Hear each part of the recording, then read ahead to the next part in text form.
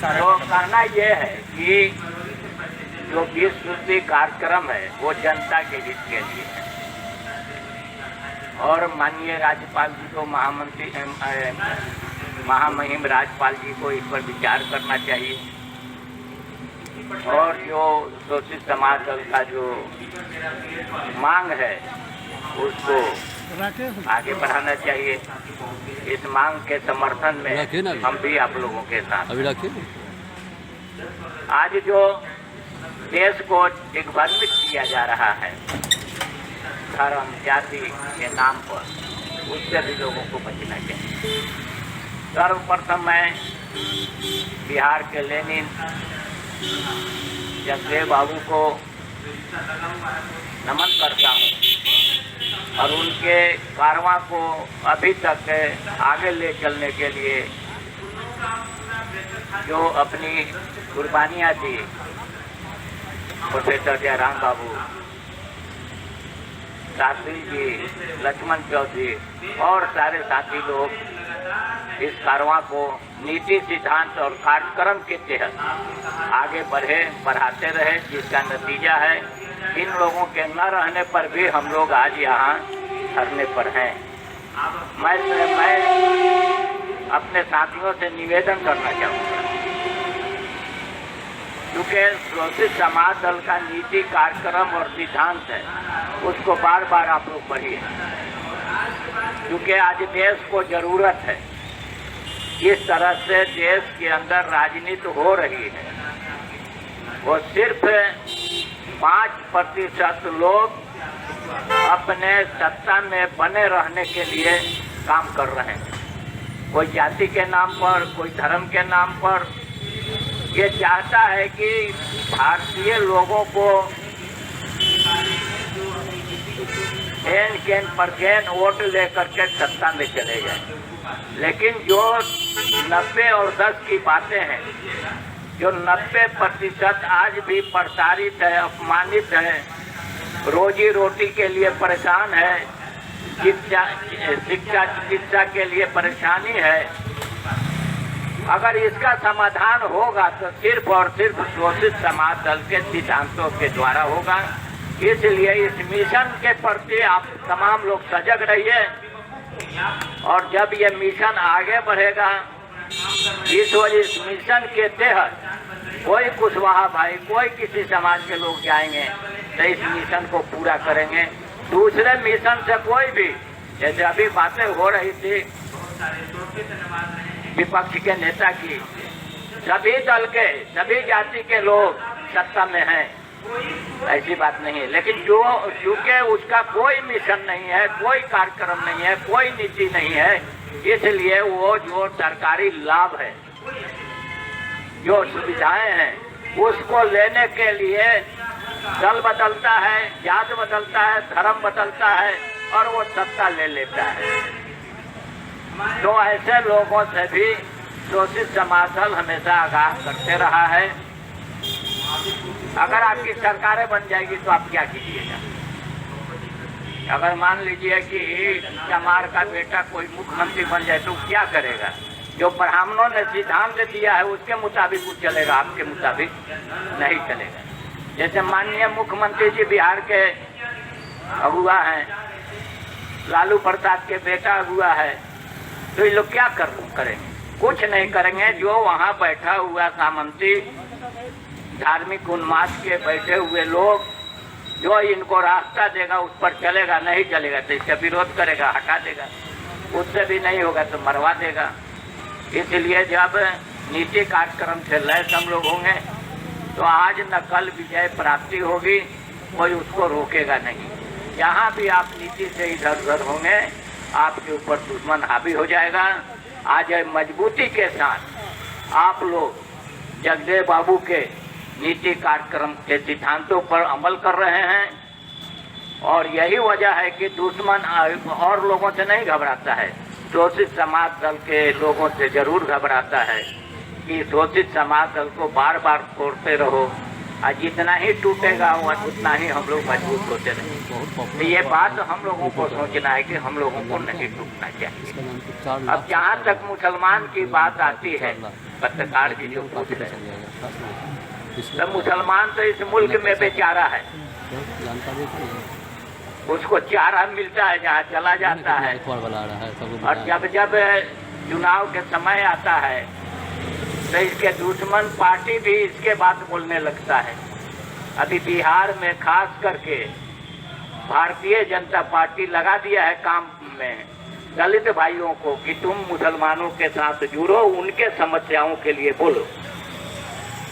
और मुसलमान का मीटिंग भी करा रहा है, सेमिनार भी करा रहा है, मुसलमान जा भी रहे हैं। तो इस तरह से तोड़ा जाए। अब आपके यहाँ जिस ब्राह्मणवाद की बात हम लोग करते हैं उससे ज्यादा मजबूत हमारे यहाँ ब्राह्मणवाद है।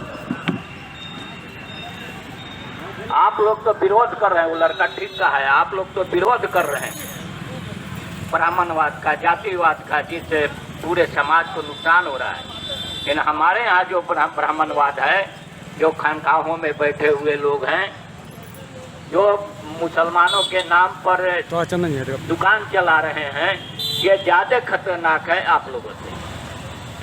और जो भी सरकार आती है वो उसके गुलाम बन जाता है और मुसलमानों के नाम पर वो ठगता है। अभी जो दिल्ली में जो सेमिनार हुआ मदनी साहब का, ये आज से नहीं, कांग्रेस के जमाने से ही लोग का सियासत चलते रहा है। और जब जब चुनाव आता है तो ऐसे मौलाना से कुछ न कुछ बात भारतीय जनता पार्टी बुलवाती है और अपने वोट को अपने पक्ष में करती है। तो लेकिन ऐसी बात नहीं है, मुसलमान में भी इस ब्राह्मणवाद के खिलाफ लोग तैयार हो रहे हैं, बोल रहे हैं। इस्लाम अलग चीज है, मुसलमान अलग चीज है। इस्लाम में एक थ्योरी दिया गया है कि तुमको कैसे चलना है, तुमको पड़ोसी के साथ कैसे व्यवहार करना है, तुमको अपने दुश्मन से कैसे लड़ना है, तुमको अपने रोजगार के लिए कैसे काम करना। लेकिन मुसलमान का जो ये ब्राह्मणी निजाम है, ब्राह्मणी जो सिस्टम उसमें आया है, क्योंकि 712 ईस्वी में मोहम्मद बिन कासिम सिंध प्रांत में आए, राजा दाहिर पर कब्जा किए, और राजा दाहिर पर नहीं, मठ पर कब्जा किए, क्योंकि हुकूमत मठ से होती थी। अब मठ का मालिक कौन होता था? पंडित जी होते थे।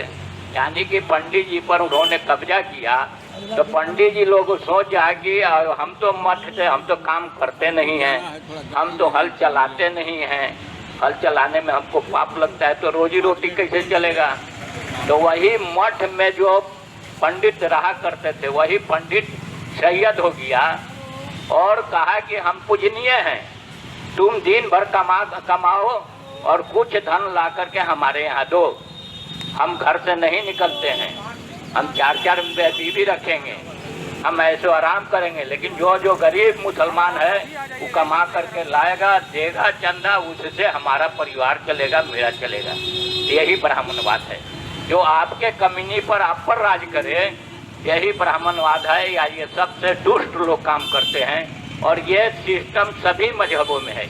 ईसाई के यहाँ भी वही है, आपके मुसलमान के यहाँ वही है, हिंदू मजहब तो कोई मजहबे नहीं है। ये बात को बोलेंगे हम लोग तो बेचारे जो हिंदू मानने वाले लोग हैं तो दुश्मन हो जाएंगे, आतंकवादी मजहब। हाँ, तो ऐसे परिस्थिति में हम तो चाहेंगे कि शोषित समाज हमारा बहुत मजबूत हो और इसके खिलाफ बोले। हम तो बहुत खुश थे, काहे नहीं बोलेंगे, जिससे हमारा पूर्व धर्म बदल दिया। यहाँ ईसाई कौन लोग हुए?